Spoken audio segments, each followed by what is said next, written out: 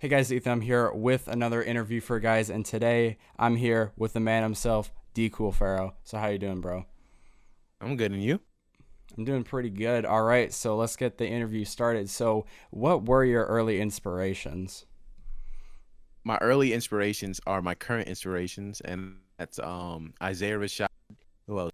Draco McCoy, my mother, um, father, and my past, like not past life, like afterlife type shit, but my past like life, like growing up type of shit, and then like me being like immature back then into how I'm like maturing more now. Feel me?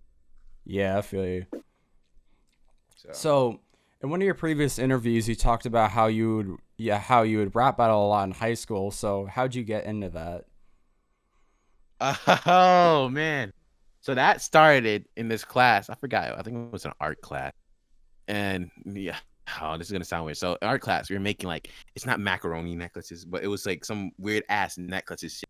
And my shit was blinged out. And I'm like, oh look, I look like a rapper. And then suddenly, some reason, every day after that shit, like everybody started trying to do like rap battles with me and shit. And then later on, it went from art class to lunch class, and then after that shit, we started moving into high school, and then high school we started doing it more serious, and then after that we stopped.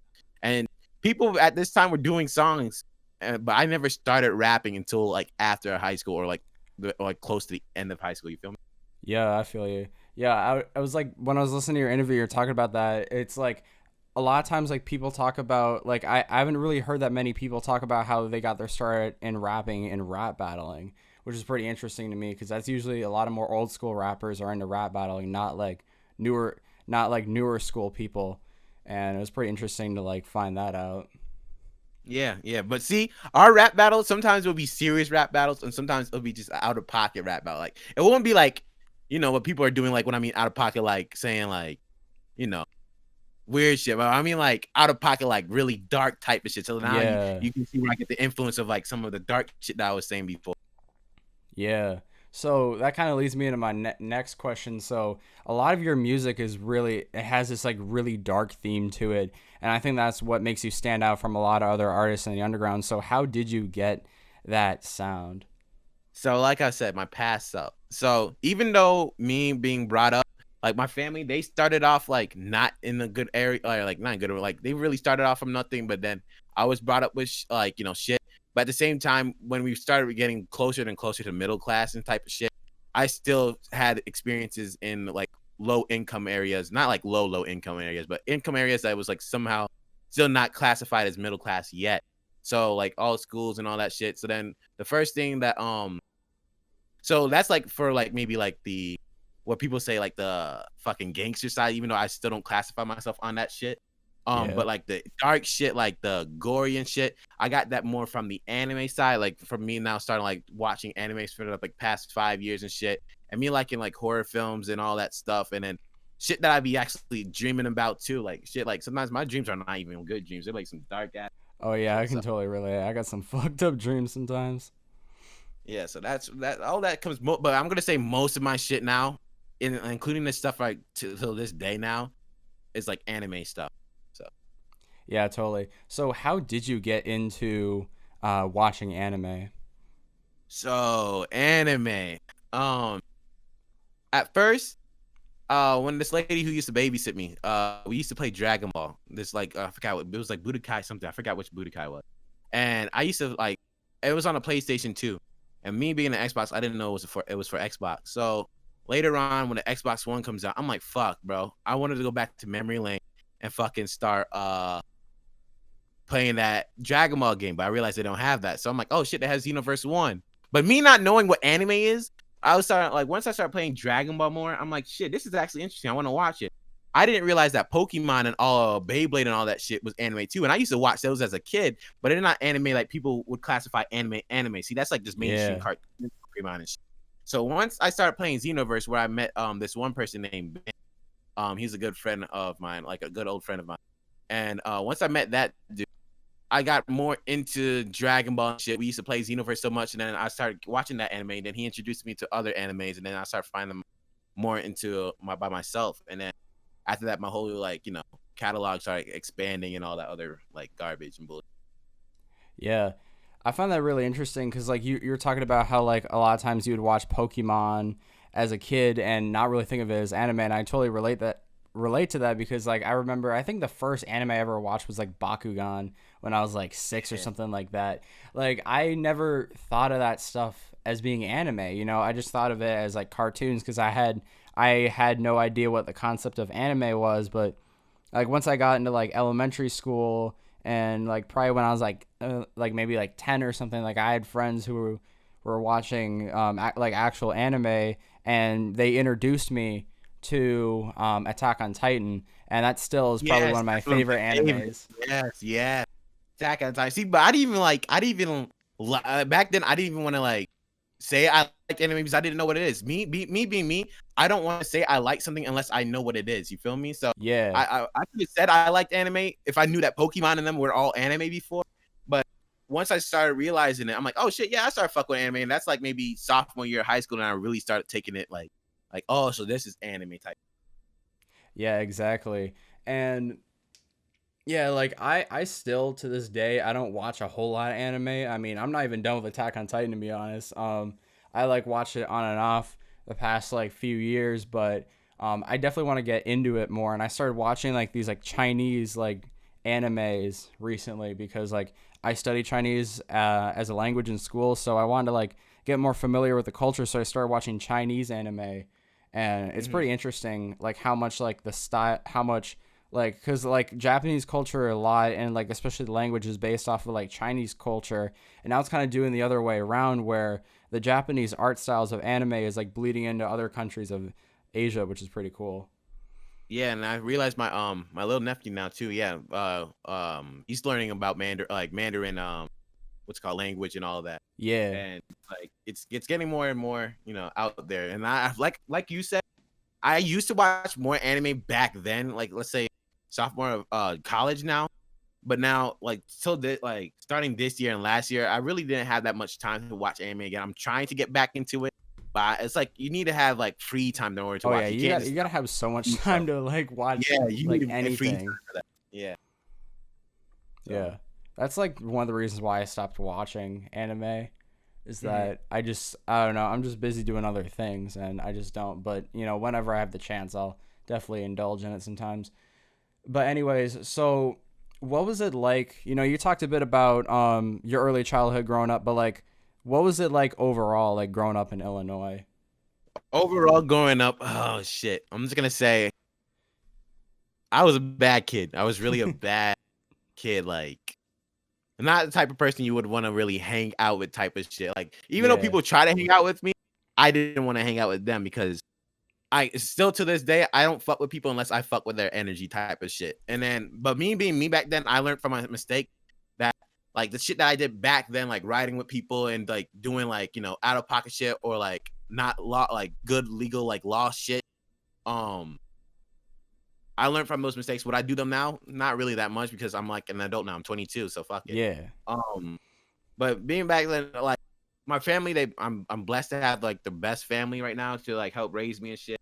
And even though I at that time I was too ignorant to be to realize it, like I said, I was doing some like out of pocket shits, like dead ass starting fights, doing shit. I don't even know if I'm even allowed to say some of this other shit that I was like doing, like that like shit that people could actually have done and like got some type of consequences for you. Feel Yeah. so. Yeah, definitely. It's just like, I mean, you know, it's like obviously you want to be doing the stuff that you're doing as a kid, as an adult now, because like obviously you learn from your mistakes Yeah, and you but it's not develop as a it's not no person. like but just get me straight. It's not no killing type shit. It's Yeah, just yeah, like yeah, yeah. I it's know. not Yeah, no I know. killing shit. I just want to make that straight. So yeah. Yeah, yeah, I feel you. But anyways, so right now, so going into my next question, so I feel like a lot of people and a lot of artists I've talked to, like the underground is definitely in like a very I feel like tense state right now where there's a lot of drama going on. There's a lot of I mean basically just summing up, there's a lot of fuck shit going on. So Yes, indeed. so like what would you say is like your opinion on the state of the underground right now? I'm gonna say this. I seen a lot of shit in this underground that when I first started, I thought everything will be cool and everyone's cool with each other. But now being here for now like 3 years, I realize some of the people that you might think you're cool with can easily change your opinion later on. Like, don't take everything for granted because shit can change instantly the next day type of shit. Yeah. Like people that you fuck with, sounds that you make, all that shit can change. Music is constantly changing. It's like a morph, basically. Like the best way I can explain it, music is like ditto, bro. But ditto, you have to see something to change something. So someone or something had to inspire you to change that type of thing, a good way or a bad way. You feel me? Yeah, exactly. And it's like I've met like so many people in the underground. Like I've been doing interviews now for I'd say about half a year at this point. So I've interviewed probably I'd say around 10 different artists, and it's like, like I've met a lot of people, and I'm cool with I'm like right now I'd say I'm cool with all the people that I've interviewed, but like there's other people like but even before that when I was just kind of like a fan or like an observer, I would interact, I'd talk to a bunch of artists, and it'd be like, and I saw a bunch of these beefs go on. I never really was like directly involved with any of these beefs, but like, like originally, like as you said from like a fan perspective, it's like, it seems like everything's so cool, like, the underground is just this great space where, everyone gets along, which like sometimes it can be like within certain circles, like everyone messes with each other. But like once you realize you like take a step back and like take a look at it as a whole, it's like, it's like almost like I'd say like kind of like warring factions where like this friend group does not associate with this friend group, and it's like a lot of the artists that you listen to, they actually don't mess with each other, which Oh I yeah, wouldn't no. say. See, Yeah. some of them do. How I see it, some people do, but like I don't know what it is. There's some type of energy that sometimes keeps on coming back around, and it will sometimes fuck up friendships, or they're like some people Oh might yeah. not like. I don't know. I just don't know, bro. Like Yeah. that. Collectives were the way. Collectives were the way, but I don't even think collectives are the wave anymore. Like because then later on, I see collectives as cutting you off with other people that you could easily make more songs with. You feel me? Yeah. And people think that's like the easiest route to like going up, but nah, bro. Just being positive, trying to help other people, and all that other type of shit. That's the way to get up. Exactly. And like this is the thing I tell people. It's like it's like the I feel like the way to blow up and like earn respect within like a community is to be nice to people, and Yeah. like just yeah, because like I wouldn't have like if I was if I was an asshole being like, bro, you got to do these interviews, and like you got to do these interviews like it like basically like I've gotten like I've asked people for interviews before and they've said no, and if I was a dick about it, that wouldn't give me a good reputation, but because I'm nice about it, I don't really have problems with anyone. Mm-hmm. So, I feel Right. like that's just like the whole deal of like that's how you earn respect within the underground. Oh Is like, yeah. See how most people, like the people who I was just in the other chat, most of the people know.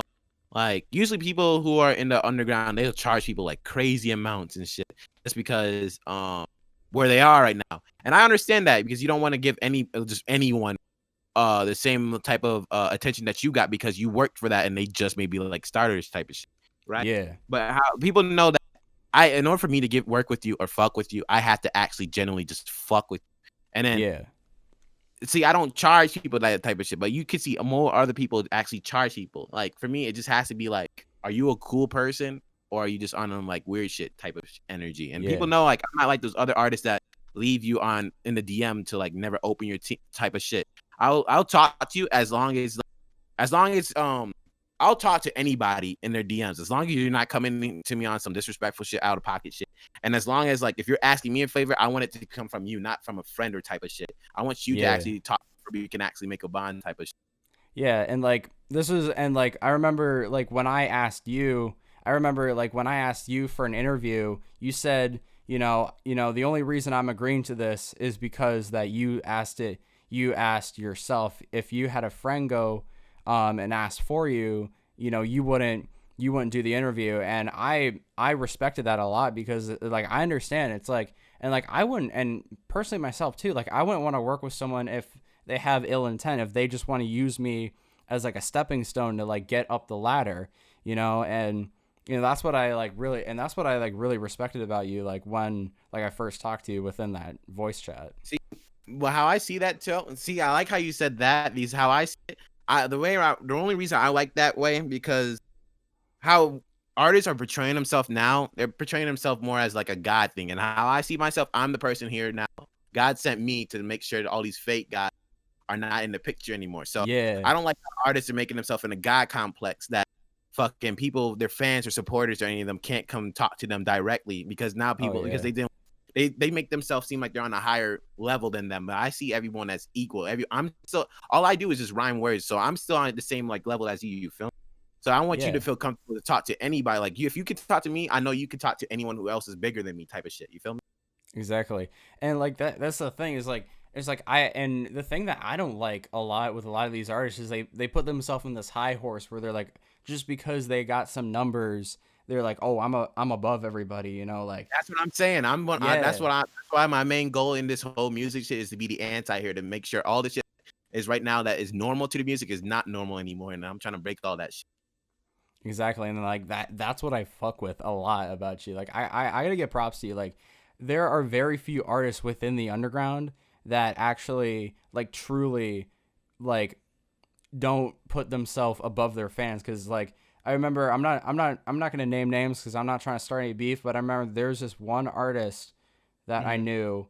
I didn't know him personally, but like I watched him grow and like he recently basically, you know, he blew up recently and he posted on his Instagram this screenshot of this one dude who was asking for a feature and he was like how much and his fan was like asking it's like how much is the feature and the dude said $1,000. He's like, well, can you work with a budget? I'll what about $40? And he took that screenshot with the guy's Instagram at, posted on his story. He's like, look at this broke ass motherfucker. See, I should I smack was you over hoping the that head with a 40 ounce. And I was like, what the fuck? Like, I why? was hoping that he was doing that joke because like usually people ask me that too, and I'd be like, I'll say an out of pocket number, and be like, let's say 25,000, and I just want to see how they would respond to that. And Yeah, either way, I know how that's gonna end out. I'm gonna tell you to send me a song, and if I can rap to it, I'll rap to it.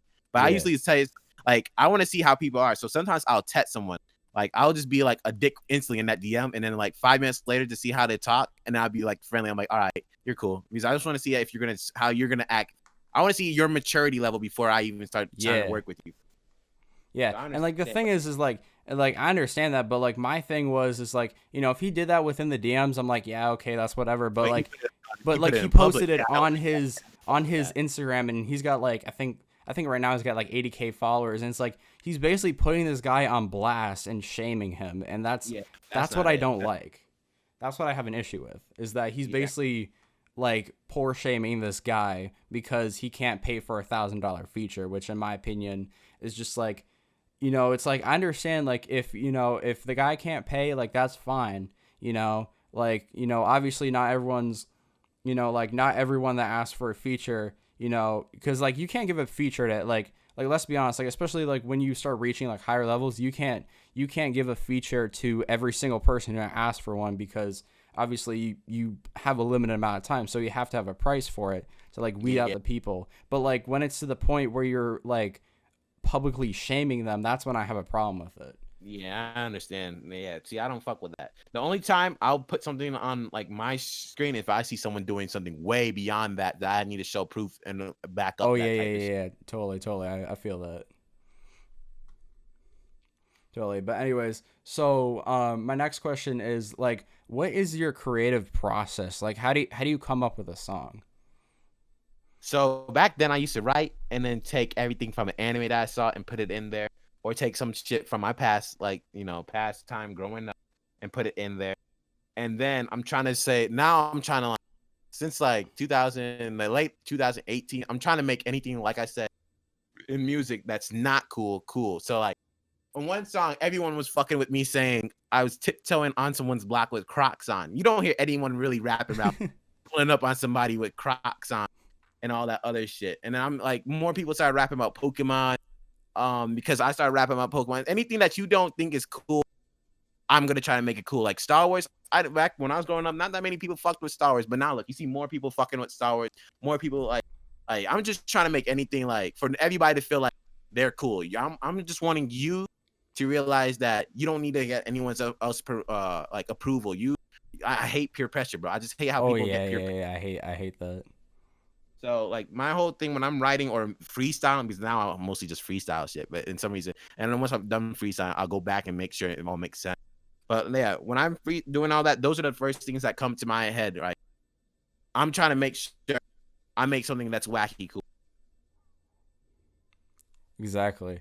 And it's like I like that about a lot of people because it's like what you're doing is you're basically it's like you're saying like like I don't care what other people are saying, like I don't care if you dog what I like, I'm just gonna make it cool, I'm just gonna do me. And that's what I feel like that's the energy that the underground needs. And Yeah, and honestly they're fucking with it. People are fucking with it. Yeah. yeah, exactly.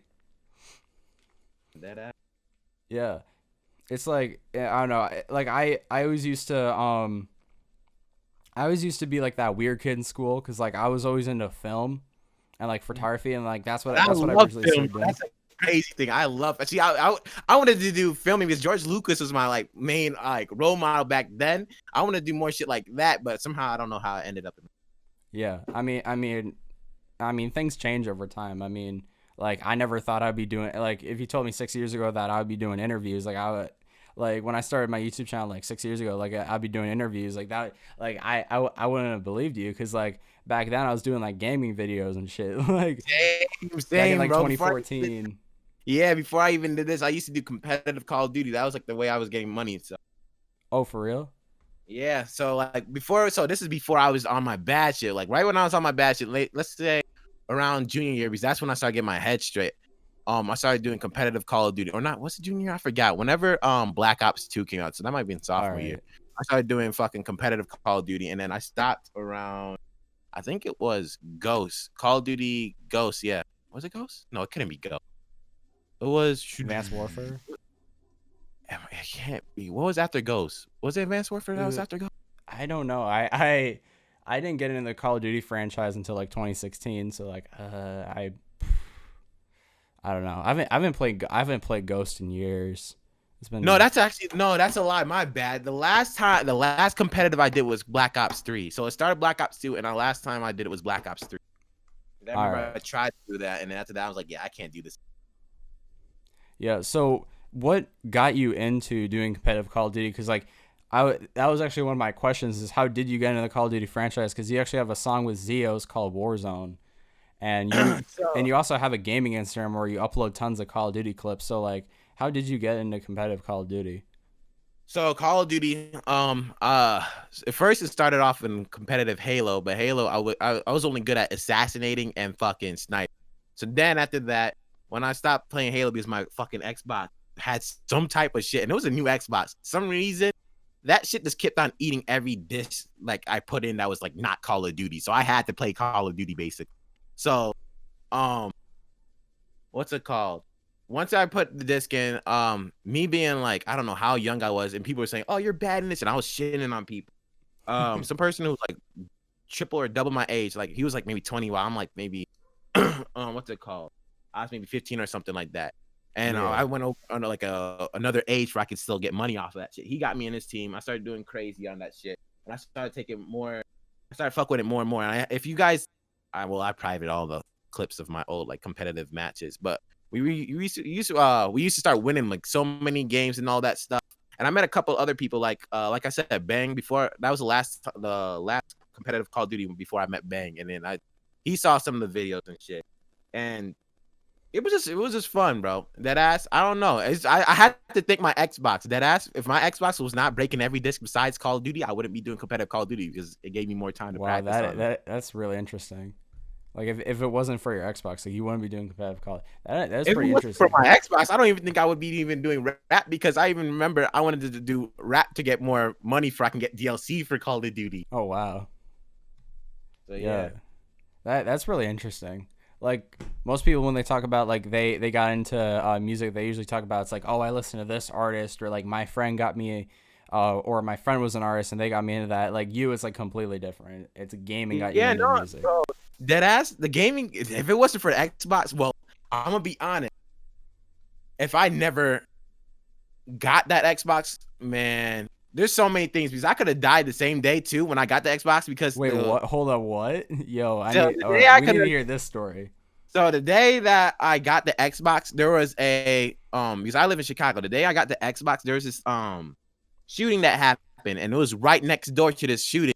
It's shooting, and I think I saw the person that when this happened, and all I heard was gunshots too. And we were supposed to go to the too. It was me, my mom, and my father, and I was really young at this time. But we went. I was begging for them to go to Best Buy first. And remember, I was a little kid at this time. Yeah. And so we went to Best Buy first, and right when we came out to Best Buy and we were about to go, they said 6 people died in there from a guy running in there and shooting everyone and stealing the money. So if it wasn't for me going for that Xbox, I wouldn't even be here right now. I wouldn't. So that Xbox started that, and then number 2, if it wasn't for the Xbox because of like me with DLC, I wouldn't start. And also, if it wasn't for me meeting Bang off of Xbox, I wouldn't be having half of these songs that are out because me and Bang met off of Xbox too, and we both started at the same time. That is insane. So Xbox really started my career, I'm gonna say. Xbox changed and your that's life. where I got my name. Shit. Yeah, and that's where I got the name DKoolPharaoh too, because it's my initials and my Xbox gamer tag too. Oh, so you're like Cool Pharaoh? That was your gamer So I was tag? like, fuck it. Yeah, so it was like KoolPharaoh. Oh, it was like cool something. It was cool. It starts with a piece, but I was like, nah, that doesn't sound right. So I was like DKoolPharaoh. This is all my initials, DKP. So I was like, fuck it. There we go, DKoolPharaoh. Nice. Nice. Yeah, Xbox is crazy, bro. Story. That's why I can't really be on. Like, I fuck with PlayStation, but that's why I can't be with PlayStation because Xbox basically saved me. I feel that. I use PlayStation. I mean, my first gaming system was like a Wii, but like my first actual like gaming system that wasn't like Nintendo was like a PS2, and I remember playing that a lot. So then like it just felt gradual to like go onto the PS4. Cause like I got the PS2. I basically got it at this thrift store, and I skipped over the PS3. And then by the time I had the PS2, the PS4 came out. So I was like, all right, I gotta get the PS4. But yeah, like I played tons of Xbox, and honestly, like I ride with PS4 like PlayStation because that's what I play. But I still have a lot of respect for Xbox because like that, like whenever I go over to my friend's house, like we would always, like I remember I go to my friend's house and play like tons of Halo. Like Halo definitely has, like, that was part of my childhood, like growing up, is I'd play tons of Halo, like whenever I go to my friend's house. Yeah, I was just looking up while you were saying. I was just looking up. I forgot the name of the store that the shooting happened. But yeah, what's it called? I remember. I think it was 5 or 6 people that died. That's Holy crazy, shit. bro. Rest in peace to them. Yeah, it was crazy. That's probably the craziest story I've ever had, like on these interviews. Like craziest story I've ever had on an interview. That I did not expect that. All right. Anyways, so going on to a little bit more of your music. So you have the Blood Curdle series. You got Blood Curdle 1, 2, and 3. So how did that series get started? Oh man, it's thanks to the person who does most of my funk songs. His name is Jack. So the song Blood Curdle is actually really supposed to be called All for One because I said hit after hit something all for. Wow, let me go find the lyrics for a second. I don't want to. I can't remember. Well, so yeah, that song was supposed to be called All for One. I mean, Jack didn't like it, and he's like, "Bro, no, we can't call it All for One." I'm like, then what are we calling it? And he's like, Blood Curdle, because this shit sounds too gory. I'm like, fuck. And then he's like, all right. And then after that, Blood Curdle 1. Wait, hold on. I think I found it. Yeah, it hit after hit, All for One, hands still numb. So that's why I said I wanted to call it All for One. Then after that, when he said this song's gory and Blood Curdle will fit, I'm like, all right, fuck it. Next minute, Blood Curdle 2, this song, Blood Curdle 2 came out, and that song wasn't really anime inspired. That was more Star Wars inspired with like lore. Like this one bounty hunter named Dirge, and he was like a gory. If you guys look up Dirge, this is like one of the most deadly ass bounty hunters ever. Like this dude was just gory as hell, and then, like he can never die. He was like on that venom shit. If you cut him or like any type of shit, he would always keep on coming back alive. And even if you eradicate like every single like speck off of him, he'll come back like maybe 80 years ago. So then after that, Blood Curdle 3. Yeah, we're just gonna skip that. Blood Curdle 4 was good too. Blood Curdle 4 was like, I don't know. It's just pure aggression. Like I'm trying to bring back old anger from like the past and trying to put it out. Yeah, I feel that. So, basically going on to a little bit more of your music. So you actually used to work with Jasiah. a Yeah. little bit. So how did you end up meeting Jasiah? That's the homie. I don't know if I'm like really supposed to allow to like say everything just in case, but I'm just gonna say me and him. I told him about vibes and stuff, and I got him on vibes, and then me and him started talking more. And then we realized we had a lot of stuff in common. We started talking more like that, and then he fucked with me, and I said, "All right, hey, if you're ever down to work, let me know." And then he was down to work. He sent me to follow me on everything, and we started working. We're supposed to have a what's it called, Jugger Blocks 2, but I don't know when that's Ooh, supposed to release. yeah. Hey, whenever that's coming out, I'll definitely listen to that. Yeah, Yeah, I I really can't. like the Jungle Block song. I was, I can't remember that I think that was like one of the first Josiah songs I ever listened to.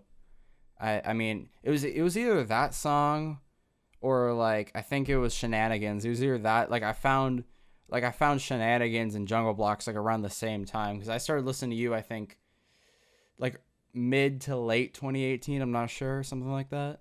Mm-hmm. Yeah, I can't remember, but I think Jungle Blocks was like one of the first Josiah songs I ever listened to. I remember like finding that on Spotify. Mm. But anyways, Yeah. um, so you basically have this group called Killer Vise. Killer Vibes, Um, yeah, Killer Vibes. yeah. So I looked into it and it says it's not a collective. So I was kind of wondering if it's not a collective, then like what is it? So it's supposed to be beyond a collective. It's supposed to be a community, basically. So community is bigger than a collective. We're basically still doing like the same things as a collective, but more free willing. Because for the past collectives that I've been in, and I've been in three, I think 3 or 4. Yeah. Each person, we always had a fallout because someone was trying to focus more on the collective more than themselves. And how most of us saw the collectives, we were supposed to see it as we work by ourselves, like work on ourselves, but at the same time we have other people to help us, but not just thinking of the collective. And then it got out of hand like twice. So then we were like, fuck it. We're gonna start from scratch once everyone who wants to like leave or do whatever they want to do are gone, and then we're gonna start over from scratch again. So then we started secretly doing it like quietly until we have everything like planned out and on a go. And once we had that shit ready, what's it called? Once we had that shit ready, we had everything on what's called. We had to wait for the ads, we had to wait for the Twitters, everything, and we Yeah. had all that. And Killer Vice, the name came from when I was shooting this one video for Fortress Freestyle. I might not drop anymore because we didn't really get all the good footage. I said, yeah, we didn't have all the Yeah. good footage because the Corona started, like whole Corona quarantine thing just started the next day. So we're like, Mhm. fuck it, we can't do any more filming now. So Killer Vice means beyond our vision or killer vision, right? Killer vision, not like in a killing way, but a killer vision, like as a badass vision or like a Yeah. cool Yeah. vision, beyond vision. That's what you're saying. So, like our quote, I forgot what the quote was. It's like beyond our own eyes or beyond our vision. So, Killer Vice is just something beyond what we want it to be. So, like we want to get to, let's say, this rank. No, we're gonna go beyond that type of rank, type of feeling. You feel me? And the community is just like more people just to help us. We're not gonna be like I said, we're trying to break out of the normal shit. Collectives, you only get selective amount of people. No, we're gonna get it more than the selective amount of people in.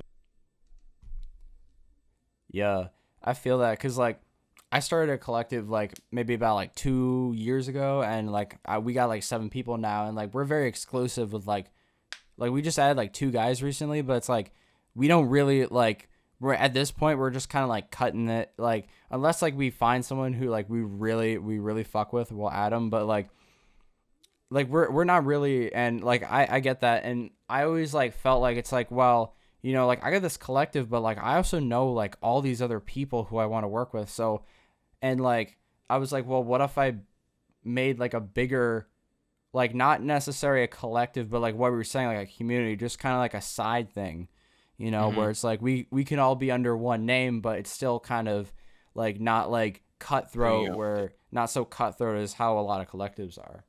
Yeah, because I realized like collectives, in my opinion, bro, they start like, and all the collectives I've been in, we always just like to stick to ourselves, and I didn't like that much, and I like to expand more, and I realized it was getting me more. Me being a collective was getting me more on like an almost in the ignorant phase, and I didn't want to go in that ignorant phase. I wanted to start working with more people out of there. So I was like, fuck it. I started working on with other people out of the collective and stuff, and then I realized it was started bugging other people that I would start working out of the collective. So then I'm like, fuck it. I'm gonna make Killer Vice a community, and it's the people who want to be in it, they can be in it. And everyone has to fuck with everyone. So because we did not want beef, that's me. I do not want beef to happen at all. So I Oh had to make yeah, sure totally. everybody fucks with everybody. If they don't fuck with them, they're not coming in there. Or if they have some type of problem that they can't cater to be cool with anybody, then they cannot be in there type of shit. You feel me? Yeah. Yeah, and like I totally get that, and like that's why like with my collective, Incognita Energia, like we're not basically like we're just at this point where like we know that we have such a bond between the seven of us, like we don't want to like accidentally like risk that by adding another person. So it's like, but we've also like I feel like with like my collective, it's like I've watched a lot of collectives like come and go. I mean, like especially like back in like 2018, like 2017, 2018, that was like the real rise of internet collectives. Like Yeah, for real, man. after See, the like only one I think there's only one collective that can really stay, and I'm not trying to be mean to any other collective. There's only one collective that can really stay, and that might be fucking Midnight. They were there when it yeah. like became a thing. You feel me? Yeah, So because they like know how. Midnight, yeah, like I've seen a couple people come and go from Midnight. I mean, fuck it Yeah, used to be in Midnight, but like also but like fuck it's always been like a very solo person. Like he was that's in what I'm members saying. only for a while, And you he's a know. big influence for me too. And I think that's what happened. I realized like I can't be doing this. Like I can't be just thinking mostly about the collective. I want to think about me and other people because I'm trying to not only make the collective just grow. I'm trying to make sure every other person's growing. But some people like and I'm not even saying my past collective, but other collectives. Some people didn't want it that I had to focus on the people who are out of collective. I should just still focus on the people inside the collective or Yeah. an individual by themselves. And I couldn't do that. You feel me? Yeah. And like that's the thing is like I encourage the people within my collective to reach out and like work with other people. And like it was definitely like this thing where like definitely I'm not trying to dog anyone in my collective, but like there was this point where like a couple of us started like working with other people outside the collective, and then everyone was like, yo, hold up, like are you trying to like leave us behind? But we made sure that we came to an understanding that it's like, even though we're within a collective together, like we got to work with other people. So we're at a point where like we're okay with that. And like this collective wouldn't work out like if we weren't like the people that are in this collective, like if we weren't able to come to an understanding of being able to, it's like, okay, we're in a collective, like we're like we're tight with each other, but we can also go and work with other people. Like there are people in my collective that are part of other collectives, and I said, and like when I started this collective, I said, like you can be a part of other collectives. Like I don't want you just sticking with this one collective, because the thing is, if you just stick with one group of people and don't work with anyone else, you're not gonna grow. Yeah, no, for real. And see, that's what I'm saying. In the community, how we see it, like if you want to treat the community as a collective, then we do. Because some of us still shout out KV or Killer Vise or Killer Vision as fucking a collective, and then some of us still see it as a community. So like, I'm like, you can be in a collective while you're in here, but just remember, we're here and we're here to help you. But like, yeah, that's just how it is, bro. Yeah, exactly. And it's just like I don't like this whole idea of like, oh, if you go and work with someone else, you're like betraying the collective, because it's Yeah, like, see, I didn't like that either. I did not like that either. And like that's what I said, that's a sign of peer pressure. And I don't like that in the whole music scene. Like just because someone other person fucks with that person doesn't mean that, or no, just because another person doesn't fuck with that person doesn't mean you have to not fuck with that person. That ass, like you're your own artist. They're not your manager. They're not your label or type of shit. I don't fuck with that. Like that's what I'm saying. The underground's still on that peer pressure wave, and I don't like that peer pressure wave at all. exactly. And it's like, and I don't know. I just don't like being like put into a corner and it's being like, you have to do this. You have to do this with your career. I don't like people telling me what I have to do with my own career, because it's like I can do what the fuck I want. Like I don't need other people like. I'm open to people like giving me advice and being like, hey, maybe it'd be a good idea if you made these moves, because I appreciate when people give me constructive criticism, but I don't like it when people are like, you need to do this. Like, you have to do this and this. It's like, I can, like, as long as I'm not like switching up on anyone, like, I can do what I want. Like, it's my Mm. career, it's my brand. Man, see, that's just I just don't know, man. That's just how music, or not music. That's just how the whole underground is. Or not even underground. Exactly. I think. Well, actually, no, it is the underground because I don't even see mainstream people really do that. Yeah. Yeah, like I don't know. I feel like mainstream people, like once you, I don't know, the thing that I've seen a lot with mainstream people is like once you reach that like Mainstream. mainstream success, you kind of become your own brand. And like I've seen like a lot of times bigger, like once people enter that mainstream, they become a lot of like very solo artists, and like whatever group they were with, they kind of break away from that. Yeah, So and I don't like that. See, for the people in Killer Vise, like I said, this is my main thing for all the collectors. If I told them if I ever blow up, I'm still gonna be talking to y'all and I'm still gonna be working with y'all because I yeah, want y'all. Like I even had this whole conversation with everyone in Killer Vise. What's it called? Yesterday, I told them that ass. I am thankful for all you guys who are still sticking with me and who I'm sticking with. And that ass, the reason that y'all are in here is because I appreciate each one of y'all, and I think most of y'all sound and most of y'all what y'all do is way better and way more different than the shit that's professional or that you hear other people doing. So I tell them I tell them, and even they tell me they're grateful that we're all together type of shit. You feel me? oh yeah, absolutely. Because it's like, and like even I think what I mean, have you heard the Denzel Curry song Ricky? Mm-hmm. Yeah, he said in that song it was like never leave your day ones in the gutter, and I never leave your day ones. I can't speak. Never leave your day ones in the gutter, because like I really like resonate with that, because it's like I've seen all these, like I've seen a lot of like artists like blow up and basically just be like, oh, all these other people, like I don't like them. I don't like I don't like the people that basically just leaving their homies behind, when those were the people that in the beginning were giving them help. And it's basically just kind of like the whole idea. It's like, be careful with who you're friends with, but if you See, no, find a group, at the same time, I understand what you're saying right there. But my thing is, if I blow up, I'm still going to help the enemies. No, but not all yeah, the enemies. The enemies that like try to really make sure that I'm not moving, I'm not helping them. But even the enemies that, let's say I had a disagreement and we're not talking to anymore, I still would help those people too. Like even if I blow up, like, hey, bro, like you need a couple, like you need 200 or something like that, or you need a feature, I got you. But don't be asking me yeah, for a lot, because remember, you didn't fuck with me before. Type of shit. yeah. Like, you're not gonna give them a lot, but you're still not gonna like completely leave them behind. You Yeah, know? yeah, you feel me? Because I know how it is to be what's it called? Not like what's it called out here yet. Yeah. Cause like like everyone starts from somewhere. Like no one, like every single person, like even if you see, I mean, unless they're like unless they're like born with like a silver spoon in their mouth, or like an industry plant, and they were given and they've had those resources their entire life. Like a lot of artists, like they had to start somewhere. They started with recording in their bedroom with a sock over their mic. Like everyone started from somewhere. Man, I So started with a fucking phone and an Xbox mic, and now I have a professional mic. That's crazy. yeah, like just seeing like the progression of like that people have gone. Like I remember like 5-6 years ago, when like I would record gaming videos, and I would use like the built-in mic on my computer, and that was it. I had like a free free screen recorder. I think I was using like Screencast-O-Matic or something like that. Oh God, man, oh, shit! You do not want to know how mine. Oh, like when I did my first gaming video, what's it called? You can hear me, right? Yeah. Okay, yeah. I just want to make sure, because sometimes our Discord we disconnect. But when I first did my gaming video, my first gaming video, my friend Potatoers, uh, or I don't know if I can say it by his legal names. I don't know if he wants that, but me and him, I think it's still on YouTube. We went to my monitor, and I didn't know how to do this, right? And this is Advanced Warfare. So I made sure I told him, all right, hold up the fucking iPad and just put it in front of my screen, and you're gonna hold it there while we do it. And I played some music on my speaker, and we just played it. And I'm like, oh yeah, this is it, bro. He's like, yeah, we're gonna be big, right? I'm like, yeah, bro, this is it.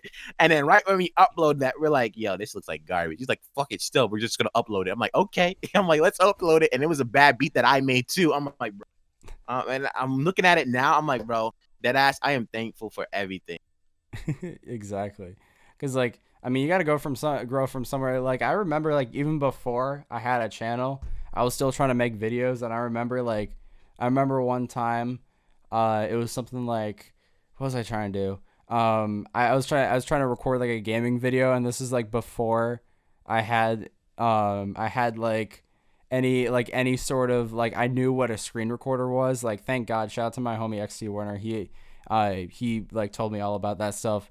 But like I remember like my mom's a photographer, so she had this camera this like DSLR camera on a tripod. So what I had my mom do is set up the camera, and like this is how I thought. Like I had no idea. Like this is back when I was in like third grade or something, because I had no idea like how YouTube like actually you got to use a screen recorder. So like this is probably like at this point like 8 years, like this is probably like 2012 2013 something like that. So like I set up so my mom sets up the camera, I record the video, and I recently found that exact file. I still have the file, and I watched it, and I'm like, man, like I started from this, like this is crazy. Yeah, man. And then trust me, that still sticks with you, and then that brings back like later on, it brings back a little humble part of you, and you appreciate it. Exactly. Yeah, because it's like I have an understanding for like people who are just starting out, and it's like I don't like, and that's why like I try to be not as judgmental to people like when they're first starting out, because it's like I know like I used to be there, like that used to be me when I was first starting out. Mm-hmm. But anyways, so for the next question I have, so so this is bringing it back to like 2017, so like some of your earlier music, but you had an EP called like Haiku. I don't know if I'm saying that correctly. Oh my god, how the hell? Wait, is that still up there? I think That is still up there. Okay, well, I had 2 EPs. There was one that was called Night, and then there was one that was called Lake Haiku. And now, what was the question again? What was like the inspiration for that EP? So Lake Haiku, wow, what was the inspiration? Oh man, hold on. Let me think 1 second. How much time do I have? Whatever. You got. I don't have like a time limit right now. Okay, so Lake Haiku, that shit was Lake Haiku. Oh shit. That was more fucking anime fucking that was more anime inspired and fucking soft like type of music by like really like anime, not pop, but I don't know what's the word, bro. I did Lo-fi, as something like that. basically like, yeah, basically like that. And then Night Shift was more of like an aggressive type shit because I wanted it to be more dark type of shit, you feel me? But Yeah. like I said, those shits I had to scrap them. There's only like maybe 2 songs that are still off of those tapes because of the people who I fucked with are still on there. Like Wake Up Shoddy, Lucy, I think he changed, I forgot. He changed his name to Junsi. He went from Lucy Winter God to Junsi.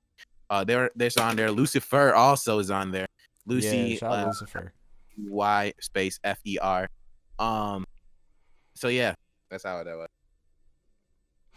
That's crazy. And it was really interesting because like I knew you had I heard like some of your chill stuff, but like when I went and like listened to that, it was completely different from like anything I heard from you, because like you're known for having this like very aggressive like rage style to your music. So like hearing like this like chill rap, almost like I'm not trying to compare it to anybody, but like I guess like kind of like Kari in a sense. Like I don't know if you know who that is, but like just kind of, yeah. I mean, I guess like I can definitely with that. I can see like definitely was that like inspired kind of by like almost like as Isaiah Rashad.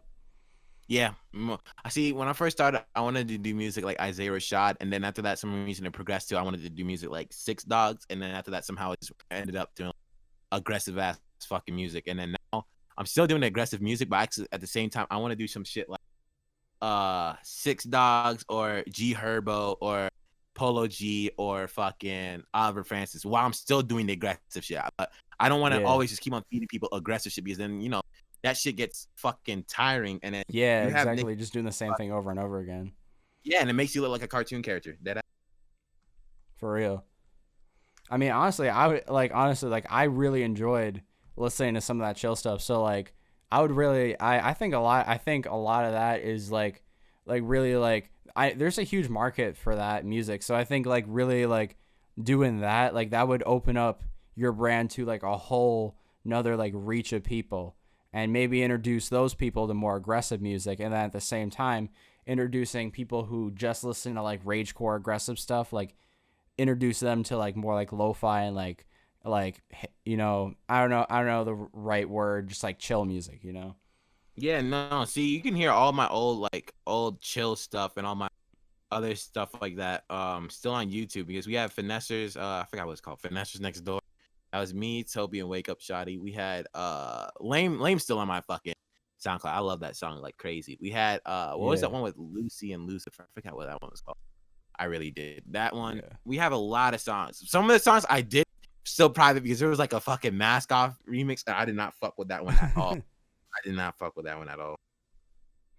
yeah. It was Anyway, crazy. yeah, it's great. Yeah, I always really like going back and like looking at like artists, like older music, because then like I really get a sense of like how they progressed and Mm-hmm. what I like. And see, the thing is, like, I understand, like, I took down a lot of my old videos, but like, one of the things I'm starting to realize is like I like it when artists have like more of their like older stuff on, like, Mm-hmm. because like there's artists out there, they've been doing music for years, but they got like 3 songs on their SoundCloud because they've wiped everything else. But like when you can go back and like listen to that old music, you really get like an appreciation for like where they are now. Yeah, no, for real. See, and then like, I want all my old shit to still be there. The only thing I don't want are my old lives because I don't know why. Something about me, I don't like looking at my old self. I don't know. I like listening to my old self, and I like seeing my old art and shit. But I don't know. I don't like looking at my old live. You know why? Because because then I don't want to get influence from that. Because then I want to get new influence from something else. You feel me? Yeah, I feel you. Yeah, totally. Anyways, so we're taking this back. Um, Actually, all right. Actually, different question. So you've worked with Pyrxciter a lot. So how did you meet Pyrxciter? That's the whole me right there. So back then, I used to be in this group, right? And before we started that group, uh, I talked to one person who's cool with me and Pyro. His name is Okami, and Yeah, I shout out Pyro. Okami Okami. Yep. And then I talked to Pyro. Both thankful for both of those guys till this day. And before I asked each one of them, "Hey, do you want to be in the group?" And I found Okami off of Maxo, and I forgot how I found Pyro. I think Pyro actually hit me up. I forgot how it went. And then after that, we were like, "Fuck it, yeah, we'll be in a group." So then I did a couple of songs with Okami, even though I was supposed to do a song with fucking Pyro before Okami. We never did a song until like almost a year later, right? And then once after that, we found out each other's type of chemistry type shit, and then we started pumping shit out like crazy. And Pyro, bro, that dude is fucking advancing like fucking crazy. I can't even tell you, bro. That nigga's just advancing like crazy, crazy, bro. That's crazy. Oh, you actually. Yo, I just checked Instagram. Oh, you're actually. This is on live, yo. Yeah, Hey, yo, yeah, shout out to everyone watching the live right now. yeah. I didn't even realize that. I've just been like so in this interview. I've been looking at. When you I just.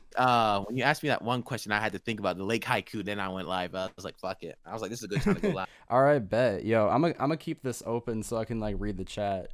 All right, All right. bet. All I want right, to ask so you. what'd you say? No, I was asking them live if they want any questions to ask you to tell me. Yo, oh yeah, yeah. Hey, if anyone wants to like submit questions, like let me know like right now. Yeah, definitely. All right, so my next question. So this is like a more recent EP you did, but third trilogy DLC. So what was like the inspiration for that? Star Wars, bro. Everything I do since like late 2000, no, early 2019, I was like, fuck it, bro. What do I like more than life? Star Wars. I said, fuck it. Everything is gonna be influenced by Star Wars or Pokemon. Um, so the name Third Trilogy, I was gonna really start it by the sixth trilogy, but I don't know if I'm gonna do that much fucking tapes. Because I'm not even a tape person. I like to drop singles. So so the third trilogy, I was trying to do how George Lucas did 4, 5, 6, and then he's like 1, 2, 3. So I was like, all right, let me start backwards. Third trilogy, then I was gonna do second trilogy and first trilogy. But right now, I'm still trying to figure out what's gonna be second or first trilogy. So we're seeing how those go. And the songs were all different, not different emotions, but different sounds that people were fucking with at that time, and I think people are still fucking with to this day. Some of the songs aren't on there anymore due to differences, but I don't know. It was just It's just showing progression. It's just showing progression, really. Yeah, that's really cool. So you have a lot of songs with 83 Hades. So like, how did you meet him? That's the homie right there. Right there. Even though we don't really talk that much anymore, but I'll talk to him here and there. Same like how I do Jasiah. I'll talk to him here and there. Same for Broly. I'll talk to him here and there. But because they're doing their own thing and I'm doing my own thing, we don't really have that much time to talk. But Hades, man, I didn't know who this dude was at first because we were at the same level at that time. I didn't know who this dude was at first. So I'm like, okay. And Pyro put me onto him. I'm not gonna lie. Pyro put me onto him. So I was like, I went to Hades. I'm like, yeah, bro. I was like, should I charge this nigga? And me being stupid. And this is me when I was like 500 followers, and I think Hades was at 500. This is before he just started skyrocketing like crazy. Yeah, he's blown up right now. Oh yeah, and I'm fucking proud. Dead ass. He's doing his shit, bro. What's it called? I was like, shit. Hey, I'm actually. Let me see if I can send him. Let me see if I can tell you what I actually said, bro. Let me see if I can go on SoundCloud because it was in a SoundCloud DM. All right, bet. So while you're doing that, so Brandon 2K is asking dream artists / producers you want to work with. Artists or producers I want to work with. Draco McCoy is the main artist I want to work with, or if I get mainstream, it's gonna be fucking Isaiah Rashad. Producers, Yeah. Filthy. Really just Filthy, or anyone that Lucky produced with, bro. Anyone that Lucky produced with, or anyone that Warhol. No, and I want to work with Warhol, not fully, but Warhol, he's a good inspiration too. So anyone that the produced for Lucky or Warhol, I'm definitely down. Definitely, yeah. I remember like listening to Warhol like back in like 2017, like back when he was like starting like really, when he was like really popping back then. I'm trying to see if I can find the messages. I don't see them. I'm getting no. If you can't find them, that's okay. Okay, but next question, what were you saying? All right. Anyways, so next question, I was wondering. So, what is your opinion? So there's like a lot of artists blowing up on TikTok right now. So like, what is your opinion on artists blowing up on TikTok? So my opinion about TikTok, people don't know.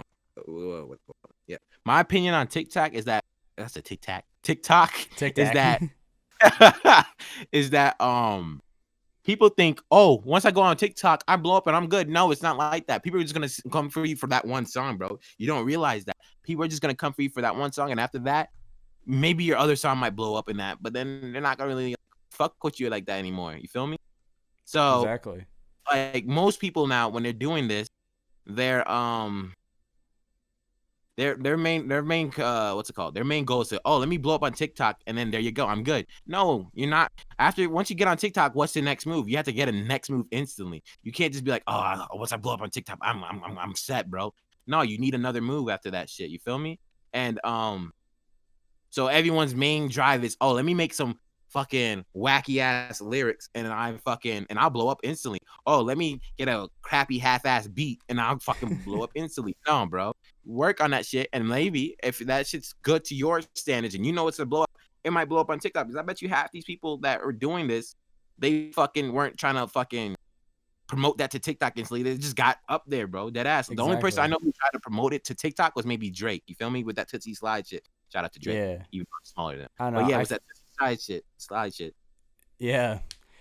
I feel like when I feel like when a TikTok song like blows up like organically, like it wasn't made for TikTok, it was just made like, I mean, you had like, like let's take for example like Gosha by Snot. I mean, that was made back in like 2018 before TikTok was even a thing. And then that song blows up on TikTok, and like Snot in general, that whole like kind of like chill like heroin father Snot kind of vibe, like almost like not exactly like bedroom pop, but like sort of like the same energy. Like that vibe has like completely taken over the platform. So I feel like when the song is made, when it blows up organically, I feel like it has a lot better effects on the artist's career. But like, I feel like when it's like made for TikTok, I mean, it's like the same thing with mainstream songs where it's like a song that is made for a hit. It's not going to be anything else than a hit. That's it. Yeah. No, that's how I see it too, bro. I'm going to be 100% with you. Anyways, so so we're actually getting some questions in the chat. So Geeked Up Choppa wants to ask, you think you would do a song with Zodiac? So this goes back with the beginning thing, right? So when I hit up Zodiac, I hit him up once on Twitter, and this is when Mom said it's my turn to fold him. Freestyle came out because when I was showing it to a couple of people, they're like, "Oh, bro, that shit sounds like Zodiac." I'm like, "Oh shit, bro. If I drop this, I don't want no fucking beef to happen, right? Know what I mean?" So I'm like, "Shit." I showed him it, and he's like, "Bro," he told me straight up, like, "Hey, yo, keep on doing what you're doing because that shit is actually that shit's actually sliding. It's better than the most shit that he was hearing at that time." I was like, okay, fuck it, shit. So then I'm like, all right, if is there a way I can get it in your group? He's like, dead ass, I just had to fuck with your energy. And after that, when he said that shit clicked to me. I'm like, bro, that's how I have to see everybody else. I had to fuck with them to see if they're actually like genuine people. So would I do a feature with them? Maybe like the songs that he was doing at that time, yes. And still some of the songs that he's doing right now. But at the moment, my main focus is for me and my group, or me and the people who are still sticking with me. Feel me? And then like I'll think Yeah. about working with Zodiac or Exactly. So, I guess like another person you've worked a lot with, and you recently did the song Heat Seekers, but how did you meet LX? Flex. I forgot how I met him, but I just know is that's like one of the most down to earth people I know. Like LX is crazy. I know. Oh wait, no, I remember how I met him. Fucking Vibes. I was in a live with Vibes, and then he's like, "Oh, DK, this is Alex, bro. You should check out his music." I'm like, "Oh, okay." And then after that, I checked it out. I'm like, "Oh yeah, this nigga goes hard." And I realized he was in the collect. So I was like, I can't get him in more. So then after that, I said, "Fuck." Later on, a couple of a year or two pass, I get him in mud. And I'm like, okay, we got him in mud. And then after that, we got him in Killer Vise, and now he's in Killer Vise. And you know, but shit, I don't know. Our music is just hidden. His music is crazy, bro. He slept on. I'm gonna tell you. So you have in your SoundCloud bio that you're associated with with like obviously with Vibes and also with Dark Tones. So how did you become like associated with those two channels? Dark Tones is a homie. He was the second person. Oh, actually, was he the second person? I think he was. Dark Tones was the third person to ever upload me. And I was like, shit, fuck. Vibes, he was the first person. No, Vibes was the second person to upload me. Dark Tones was the third person, and Death Sounds was the first person to upload me. And those were all fucking what's it called? Those were all fucking Mom Says My Turn to Fold Them songs. And I just hit them all up in DMs, and then they just started fucking with me. And then after that, I said, if y'all need anything, just let me know, and I'll help you. Yeah. And that's how. So I'm not even gonna try to attempt to pronounce this dude's name, but he's basically asking like, what is your advice for like promotion, like to artists? Like, what is, in your opinion, like the best way to promote a song? There's no really best way to promote a song. I'm gonna be honest with you. The best way to promote a song is that there's no way to promote a song. If you want people to listen to it, you have to figure out to promote it. My way, the way, if I tell you my ways to help you, it's not really it's not really your way. So you have, like, same when people ask me for how do I blow up or how do I make more shit. I can't tell you on my side how to do it because then it won't be your thing, right? You have to figure out your own way. I don't think I make it sense. You just have to figure it out yourself, and then it'll work better. You feel me? Because I never Yeah. asked anyone else like, "Hey, how'd you get here?" or "How'd you promote yourself?" I had to figure that out my own self. And once you do, then there you go. So my wisdom is to you: is to make sure that you'll find your own path. And once you find your path, there you go. You're good. Yeah. And like my thing is like when like I always say like I don't like I see like the one thing that I always say to people is like don't be that dude that like goes in people's comments like something that does not relate anything to promotion whatsoever. And it's like, yo, I'm this artist, like I understand, like I understand the hustle, I understand the grind, but it does get annoying when like half the comments are just dudes trying to promo their music when like whatever post like has nothing to do with it. So Mm-hmm. it has nothing to do with music whatsoever. So I always recommend one of the things I do is I go in a lot of like underground, a lot of, and even this Discord that we're in right now, you have a YouTube promo and a SoundCloud promo, and like use these promo channels to promote your music, and don't spam them obviously because like no one likes spamming, and don't ping people too because like Mm-hmm. yeah, I always hate it when people like ping promo their music, but if you just post it in there, I've gotten a lot of views on my interviews because of that. And another way is Reddit. I feel like Reddit is a good, like using subreddits a lot of times. Like if you're in like the ragecore scene, r/trapmail is a good one. So it's just a lot about like finding the right, like appropriate times to like push your music, and also Hey, I found it. yeah. My bad. I found the Hades DM. So All let's right, keep on bet. going. Let's hear this. Oh, I thought you were gonna still wanted to talk about what you were talking about before. But all right, shit. I mean, we can talk about whatever. All right. So the Hades thing, how we met, I said 2 years ago. I was like, oh shit, I didn't know you follow me, fam. If you ever need a feat, just let me know. Hit me up on my old Insta. He's like, yeah, bro. I fuck with you shit too heavy, bro. What's it called? I can put you on open for this EP. I said, all right, bet. And I said, are you in a collective? And he said rare. And then that's how I got into rare at that time. Nice. Then what's it called? I told him I fuck with what he's doing and keep on doing it. He's gonna be good later on. He said, thanks, bro. The EP's dropping, and he sent me an open 2 on there, and then that's how the rest is history. Nice. So yeah. So basically, let me find the question. All right, so someone's asking when, and this kind of relates to another question. I was gonna ask this later in the interview, but I'll just ask this right now. So like, what are your plans for like future music? Like what are like some projects you want to do in the future? And if you don't want to be specific, that's fine, because like obviously I know you don't want to like spoil anything, but like what kind of all right, sorry, I'm like speaking so much. What kind of moves you want to do in the future? So my moves right now, I want to drop at least first trilogy or second trilogy. But before I drop those, I have to fucking drop the winter tape, which now the summer tape or the fall tape. I don't know what it's gonna be. It's just a tape, right? It's a tape, and that's gonna be only on Spotify. Maybe the hits, the songs that I think are like hit worthy, are gonna be on fucking SoundCloud. And then I have the aggressive EP. It's gonna have Blood Curdle for what's is already out. That's the single for it. Victivius, I forgot how it's called. I forgot what. Piled Aggression. These are all names that they might they might not even be the names later on. And then I think 2 or 1 more other song that's gonna be on that, but that's almost gonna be dropped after I drop my next song, Jirachi. And then I'll start working on those, and then I have a funk EP that's coming up. Nice. All right, so if anyone wants to submit any more questions, that would be great. If anyone is interested in learning anything more about DK, so basically, I was kind of curious about how you met Zios, because I know you and Zios are tight. So how'd you meet him? Zios. Oh man.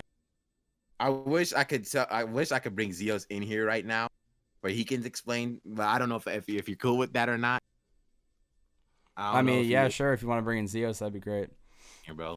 Let me see if this nigga's in here. Hold up. Yeah, he's in the main chat. Yeah, I'm about to drag him in here. Drag him if it lets me. It's not even letting me drag. Oh my. I think he's in the live. Yeah, I know. Yo, he's angry.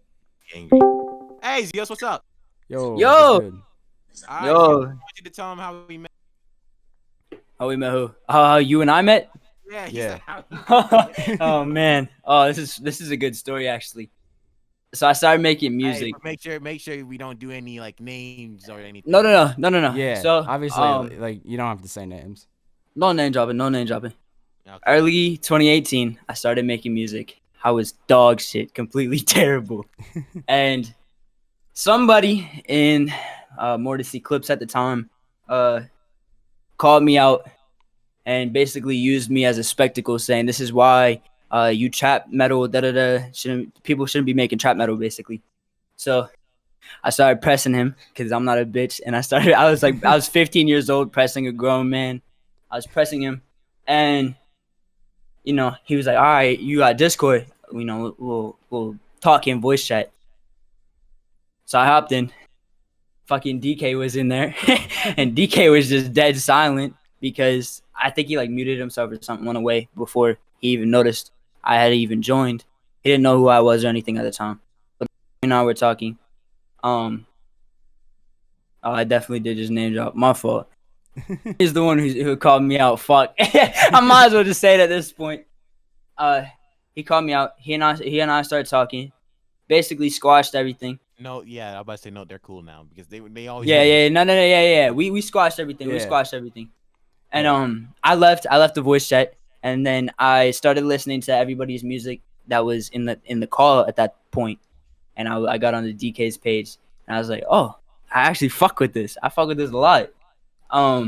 So I hit up DK. I was like, oh, let me make some art for you, because I was primarily making art more than music at that point. And he's like, no. He's like, I only work with people I'm cool with. I was like, damn. I was like, I'm gonna make you art anyways. And I made him some art, and it was terrible. And he didn't. He's like, ah, thanks, I guess. And he didn't really fuck with the first one, so I made him another one, and he actually started to fuck with it. So I started hopping in like voice chat more often, on the Mortis server, and I just kind of made my way in there. We all started being cool and everything. Then I bought a feature off of DK, and then I sent him my verse, and DK was like, he's like, you know what? Let me try to get you a Mortis. Let me try to get you a Mortis. And at the time they were doing votes and shit, and everybody said yes except for and a couple other people. And that's pretty much it. Yeah. It was just the fact that somebody started beef with me, and started beef with me, and I kind of pressed back, and then ended up being a part of like what was going on and everything at the time. That's so funny. Yeah. That's so funny because like I knew this dude in middle school, where like we almost got into like a fight basically, because like we didn't like each other, so we almost got a fight, and now we're cool with each other. Like it's just so funny because like there's so many people that I can think about right now that are in my life that like before we started being friends, like we fucking hated each other.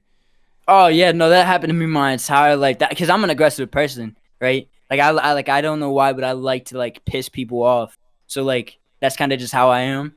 So I guess it benefited me in some sort of way, because I've been kind of rocking with the same people for about 2.5, 3 years now, and I'm thankful for everything. So Exactly. yeah.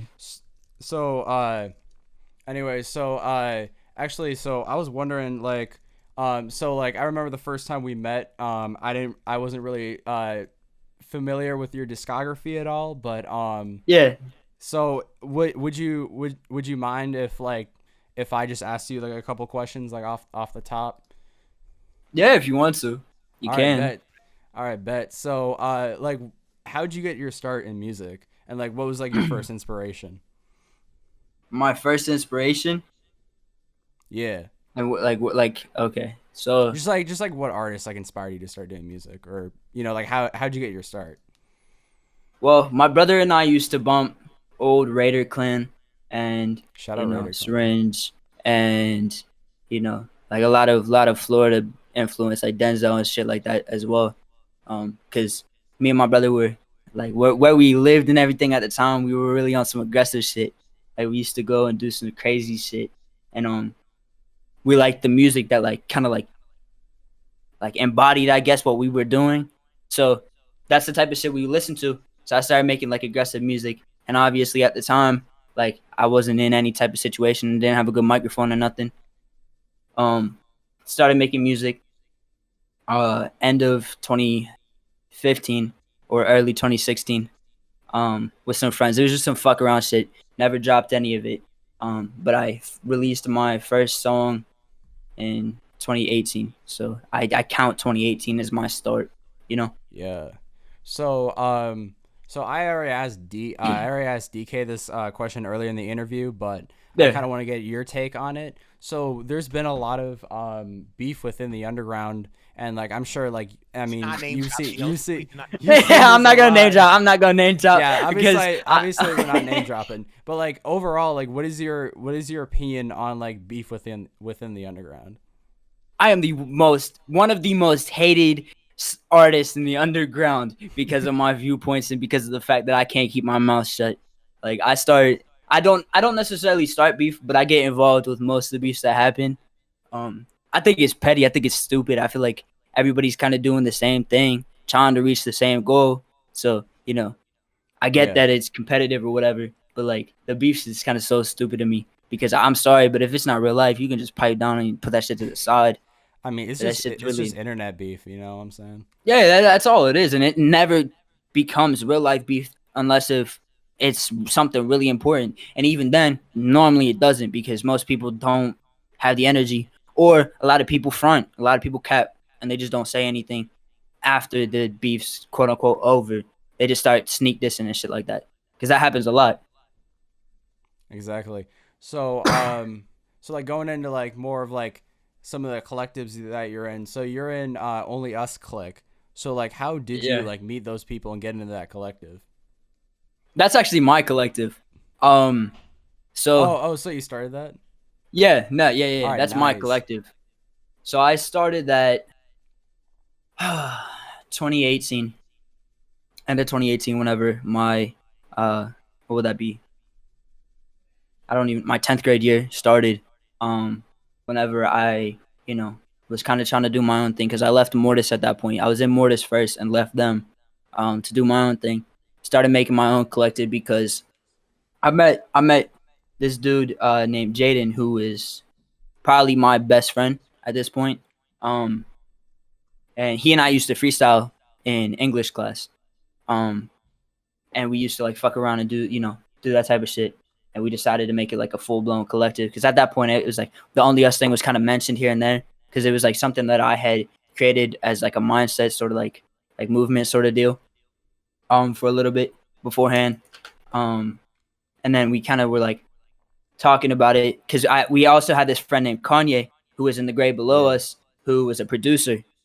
And we are like, oh, we might as well do this then, because if we like, it was supposed to be originally just the three of us. We were kind of like all just kind of having like fun and shit with it, all making beats, freestyling and shit. And then we just decided one day, let's make it a collective, full blown collective, and we'll just start kind of pushing like a different scene in my area, because where I'm from is gang rap. That's it. It's like everybody raps about shooting here, or being a blood, or being a crip type of deal. So me personally, I'm not in a gang. Nobody that Same here. Yes, he had to make that clear real quick. He had to make that People clear. think everything from where I'm from is fucking drill. See, because my family, they're from fucking Chicago, they're from England, and they're from Jamaica. So all you hear is like drill shit from both England and Chicago, and in Jamaica you hear some chill shit. So at least I get some influence from that. But yeah. But yeah, no, my shit was my collective kind of just started because me and my boy Jaden were freestyling and shit. We decided to make it an actual collective, and that was from there. It kind of just went. Nice. Yeah, that's it. It just went from there.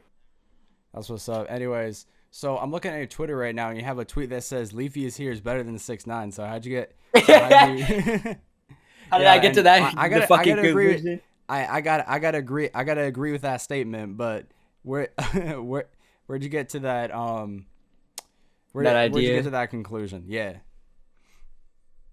I'm a big fucking like Leafy is here guy, because same here. I play CS:GO, and I always thought it was cool that there was a YouTuber who made all his content based off of like CS:GO type of deal. And I always fucked with the fact that he bullied kids. Like, as bad as that sounds, I always fucked with the fact that he was so ignorant. Because he was just blatantly ignorant. He didn't care. You know what I mean? Because he was like, at that point, YouTube wasn't soft. They weren't talking about, oh, you can't cuss in your videos, this, and that. So, I said 6ix9ine, what's it called? Fucking Leafy is here over 6ix9ine, because they both came back around the same time, like a couple weeks apart or something like that. And I was like, I'm sorry, I have to side with this Leafy is here, because his comeback was so much funnier, because he made less than a 1 minute video saying fuck you, and it got 6 million views in the first couple days. Like, I just thought that was fucking crazy. Like, out of nowhere, dude just came back for that. That is funny. Like, I remember watching Leafy back in like 2016, like within his prime, because like originally, like I started, like when I started my channel, I was originally a gaming channel, but like what I transitioned into now, which was like mid 2016, which was around like I would say like the golden age of commentary, and that's like when I started doing commentaries. For sure. Yeah, so like Leafy was like one of my biggest, like along with like I'd say like Scarce and like Pyrxciter, like those were my biggest inspirations like back in the day. And yeah, well back then it was like there was all that YouTube beef, and there was like it was like PewDiePie was still the biggest YouTuber at that point too, and he was just everybody was kind of just talking their shit, and I just always like that. I like the energy. I don't know. Yeah. I don't know. It's like, even though it's like I don't like negativity, I don't like negativity beef. Like I honestly, like, not gonna lie, I like watching it. Like from like a bystander, it's hella interesting. I don't like watching it, and I don't even like doing it. But I'm hanging out with this kid, and it somehow keeps on coming. It shit pisses me off, but at the same time, I can't like dodge it. You feel me? Yeah. Well, here's the thing. Is I've grown up where people like to lie and people like to pretend to be something they're not, and I've always been against that. I've always, like, the people I grew up with, like, I ain't really, like, my mom and my dad weren't really, like, present and everything, so But I was mostly hanging out. It's weird, bro, how we fucking became friends. Like we're like sometimes like some of the shit that we know are like polar opposites. It's weird. Oh yeah, completely opposite. Like, it's like DK and I are not at all the same, like, close to the same person. But like, don't get me wrong though. I'm 100% glad that I'm with, like, not with, but like hanging out with DK and like in the same sort of circle. I'm glad that, you know, we're all moving together and everything. I'm proud of this dude. Like, this dude is the most selfless person you will ever meet too. Like, he will Exactly. for real. People that might hate Zios, but this nigga's one of the down to earth. Like I said for LX, he's down to earth too, bro. The people that you don't really talk to at first beginning, you will realize are the most down to earth people. That's how I realized, bro. Exactly. And like, Zios, do you mind telling me the story? Do you mind me telling the story about like the first time that we actually talked? Yeah, you can go right for it. Go right for it. All right. So the first time I talked to Zios, and this is how I got the DK interview. So this was like a month, 2 months ago. It was so funny because like, so like I was just chilling on Discord. What? I don't know. It was like late night. I don't know when it was. It was just It's like sometime- afternoon. It was like afternoon, evening something. type It of was deal. like afternoon, something like that. I was just chilling on Discord. Just like and I was flipping through my notifications, and I go on this server that we're on right now, and I see that DK is in a main. It's just you and DK, and I'm just like, man, I'd really like to interview DK. So I hop in the chat, and I'm like, yo, DK, would you be down for an interview? And he's like, yeah. So, and then I'm like, yo. And recently I've been doing a lot of interviews where I've been doing like duos, like 2 people. And I just feel like, I don't know, I just feel like there's something about like having like 3 people within a conversation. Like sometimes it's hard, like for people, like, because they're all wanting to talk at once, but like you get like the best conversations, and they're just hella funny. So I was like, so like for the people that are listening, I said to Zios, I was like, yo, so do you want to do an interview too? So so I hadn't heard, and maybe I've heard your music in passing before, and I don't remember, but like I didn't know who Zios was. So you were like, yo, do you know who I am? And I'm like, a producer. Oh man. Like, I think back to that moment, like I just cringe at that every single time I fucking think about that. I know, I felt so bad too afterwards, because what's it called? It's all Like, good. It's I all was, good. because you came in, you obviously didn't know who the fuck I was, and you were only saying it because DK was in here. Because you first asked DK for an interview, and that was normal, because this happens often. Like, DK has asked for an interview. Normally he declines, or he'll be like, we'll get to it, type of deal. But when you asked me, I was like, do you even know who I am, dude? Like, I was like, nobody ever asked me for an interview in my life, bro. Nobody's going to for a hot minute. So I was like, you definitely only said it because I was in there with DK. Yeah. And then yeah, I just thought it was funny. It's not me trying to dog you. It's like, it's just. Oh, that, yeah, like, no. I want to have like I want to make the interview like interesting and just like have like multiple perspectives. Oh yeah, for sure. I understand that. I do. Yeah. But then after that, I actually went to and listened to some of your music, and I gotta say, I really fuck with it. Like, I fuck with your music heavy. I appreciate that. Thank you. I appreciate it. Yeah. It was that's so funny. Like, I remember, I was like I went and like I talked to some of my friends, and they were just laughing, and I told them that story. And it's like, bro, you fucked up so bad, and I was like, I know. No, it's cool though. Yeah, Because I know it's cool. Here's the thing. That's how I am, just in general. Like, if I really don't know you, that's probably how I'm gonna respond, is on some like ignorant shit. I totally understand that.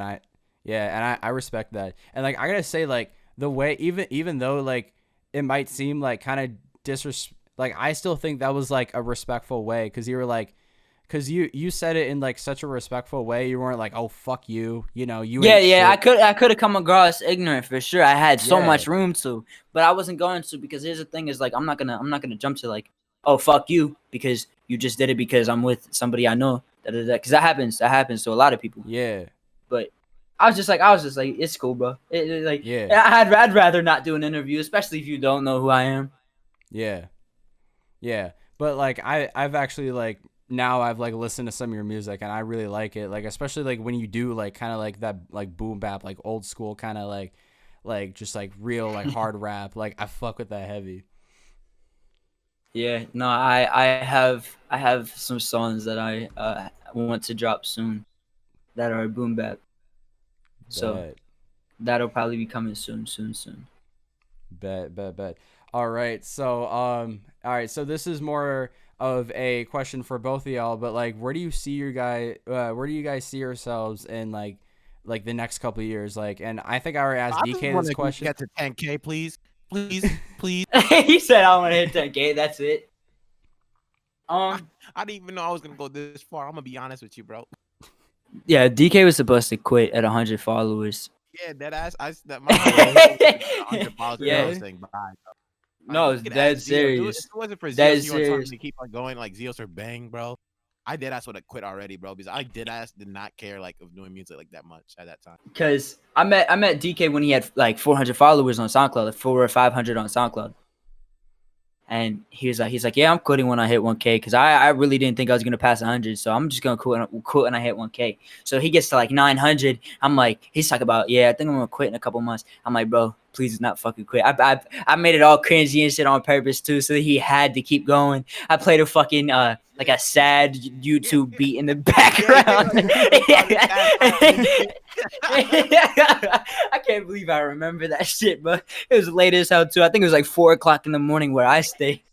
And I played like a fucking YouTube type beat that was all depressing. I was like, bro, listen, dude, if you quit, like I purposely made it all upsetting and shit, so you had to keep going. And then I'm glad he's kept going, seriously, because I'm glad you're still going, bro. What the fuck? nah, seriously though, I am glad that DK is still going, because here's something I realized about DK is the fact that, as you know, the type of music he makes, sir, is on the more like, either aggressive or just like talking his shit type of mode. But I have a lot of respect for him as a person because of the fact that he can make that type of music and then be as humble as he is. Like DK is not gonna ask you for something if he knows he can't help you in return. He's not going to go out his way to help you.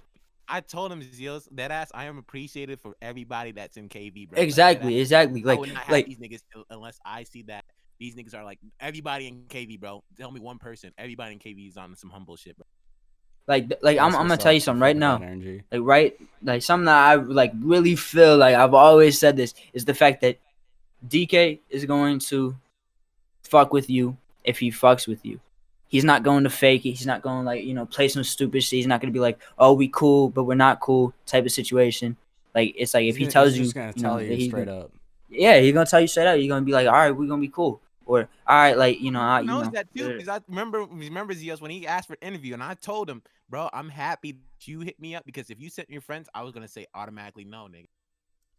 Yeah, no, and that's like, I don't know. I think it's crazy.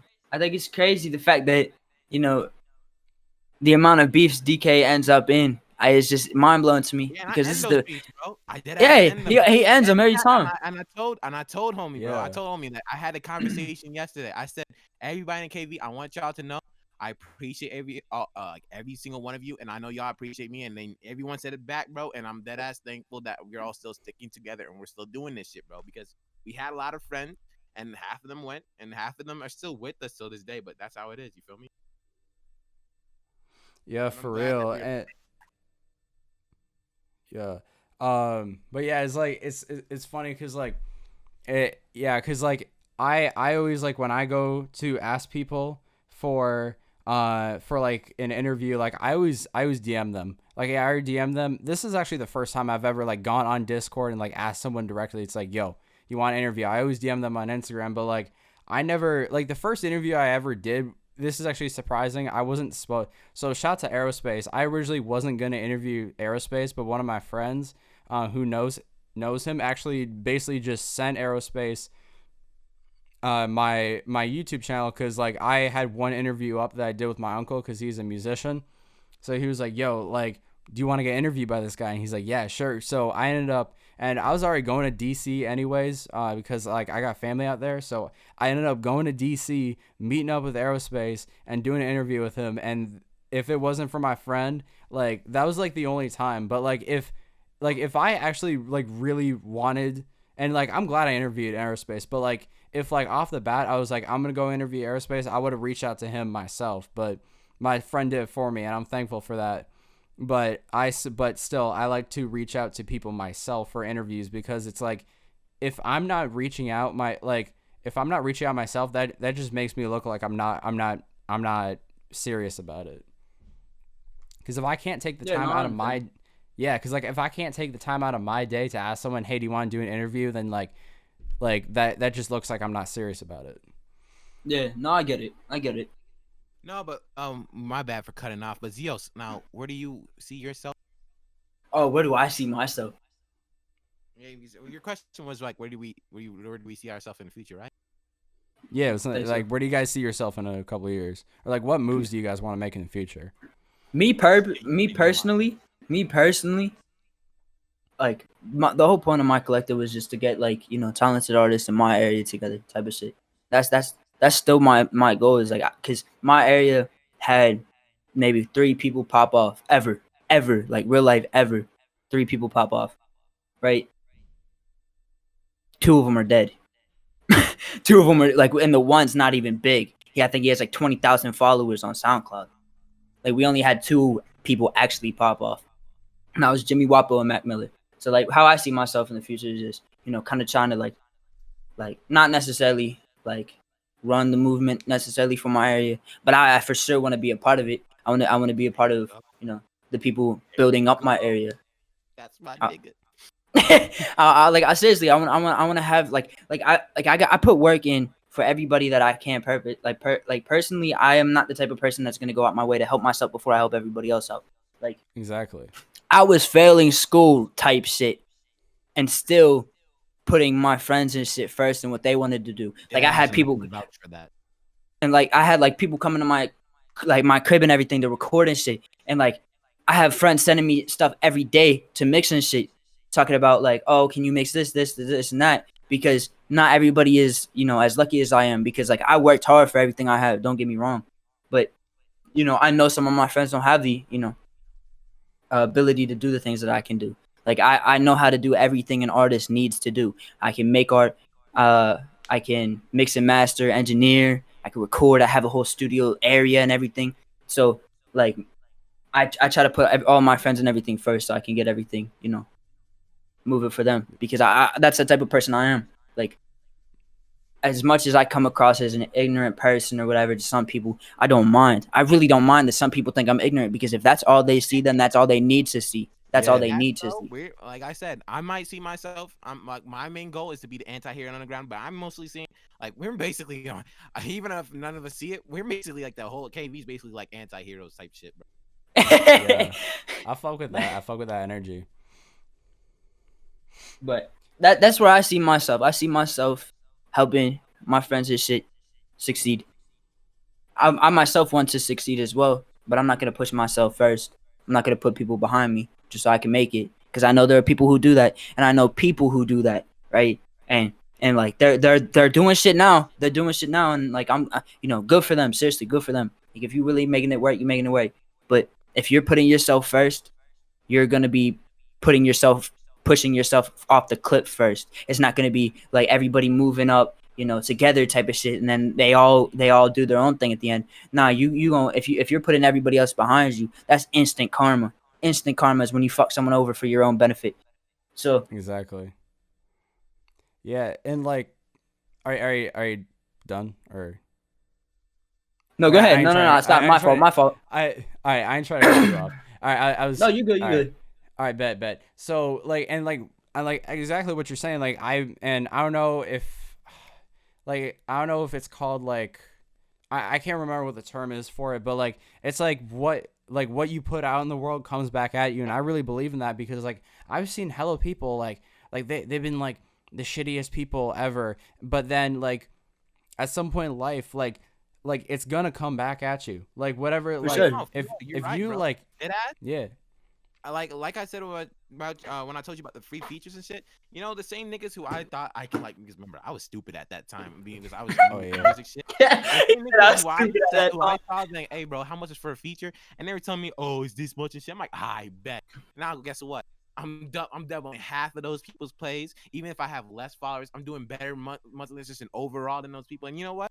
And some of them people came back and asked for features. I'm like, bro, I'll do a feature with you, but I'm not gonna charge you. But you're gonna have to wait, you know, like type of shit. Because humbleness will take you more far. And people like, look, people will start changing once they get at least 1,000 plays. But I'm not gonna lie, bro. Dead ass. People change when they get You 1,000 have to have followers, someone to bro. smack you back in Yeah. sense. You have to have someone to smack, and I'm happy that the people I hang with will smack each other back in sense if someone starts acting a little hot-headed. You feel me? Oh yeah. I always respect someone more when like they're real with you and they're like, all right, like they're not gonna be a yes man. They're like, oh yeah, you know, like I fuck hate with yes you, men, like, bro. I fucking hate them. I hate yes men.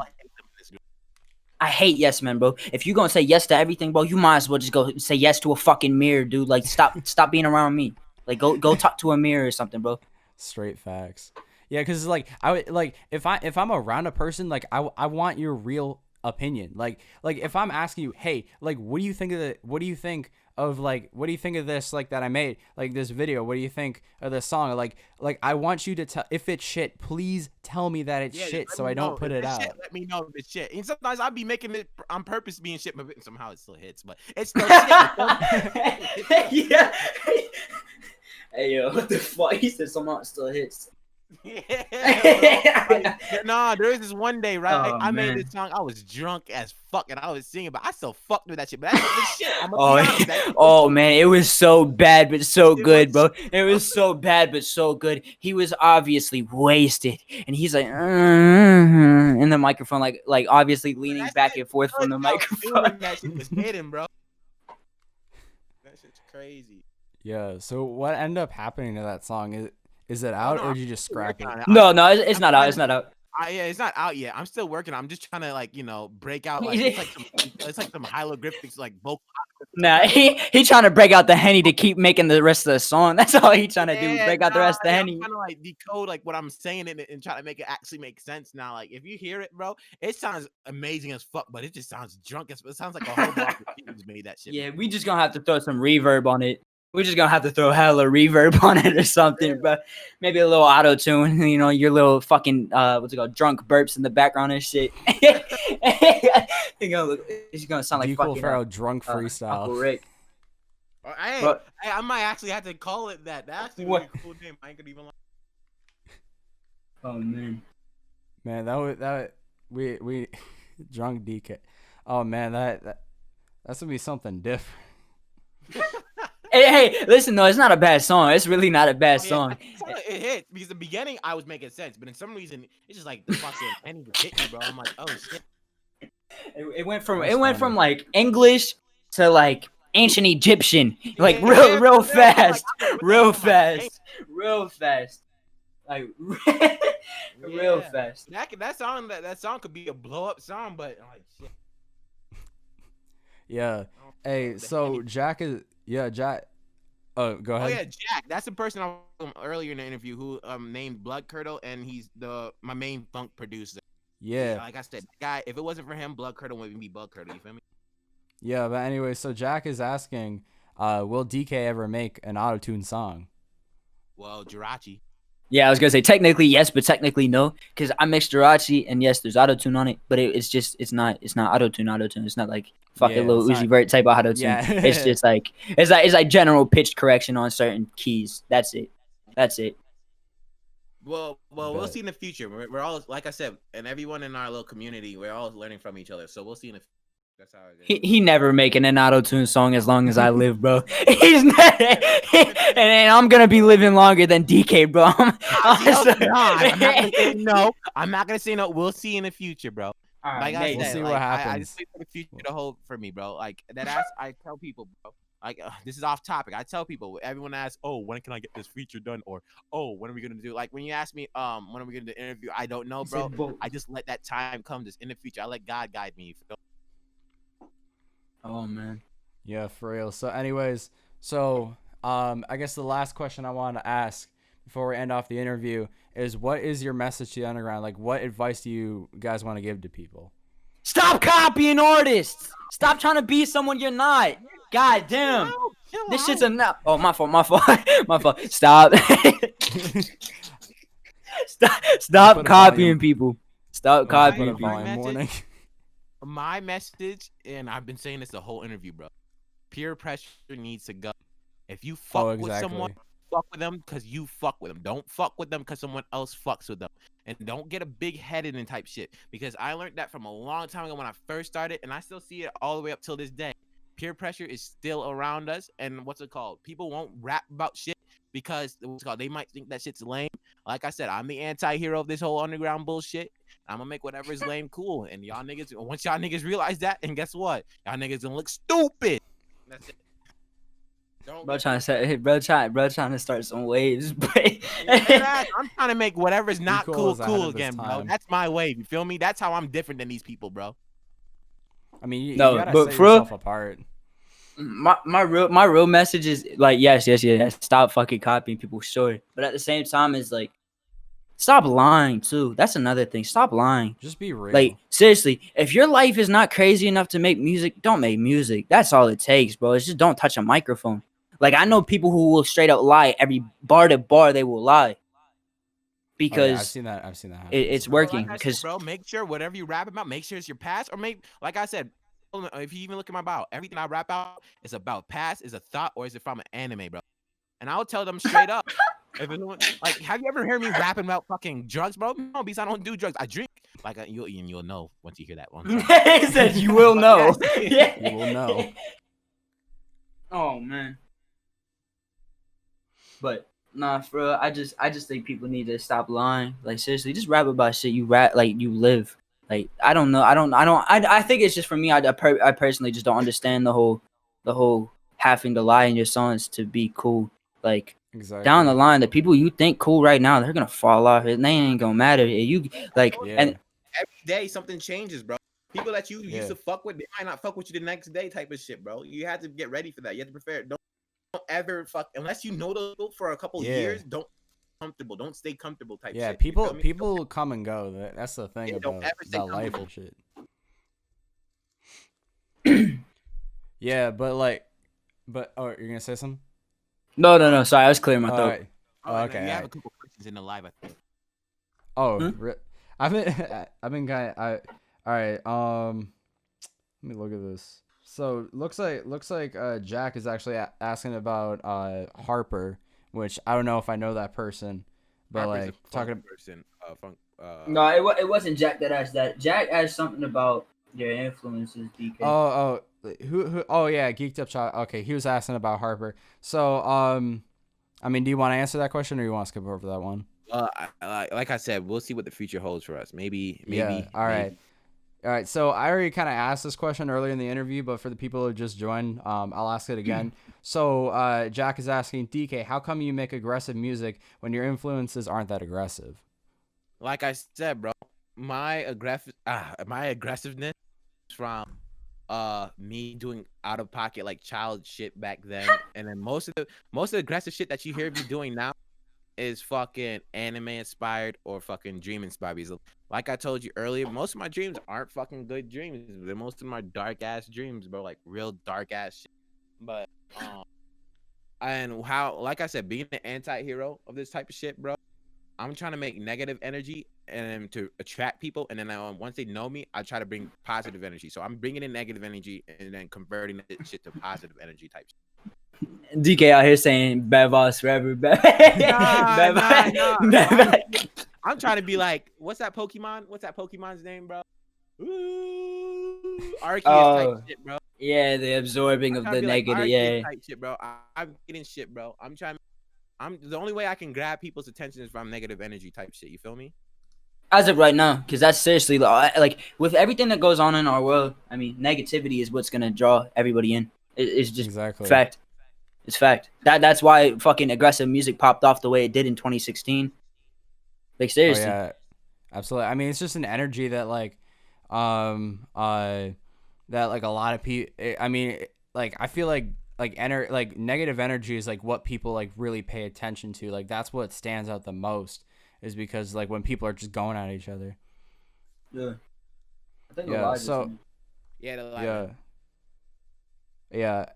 Oh, live ended. All right. Yeah. Anyways, all right. So I guess we'll just end off the interview. But anyways, so thank you so much for DK and Zios for coming out and doing this interview. Yes, sir. Appreciate it a lot. Yo, everyone, make sure to go check out Zios and DK. I'll leave all their links in the description down below. They got some great music. Highly recommend checking it out. Anyways, also make sure to check out me. I have all my social media in the description down below. Also, if you're new to the channel, subscribe, and I'll see you guys on my next interview. All that pretty shit ain't pretty. Pop his ass cause he thought a nigga was sweet. Flow Millie, I'm destined to reach some fucking millies, but niggas be on niggas. P. Diddy, I'm trying to send in this game. My goal is reach millions of fans, but don't want to be a celebrity. Celebrities got no privacy. Paparazzi hiding in the bushes. They couldn't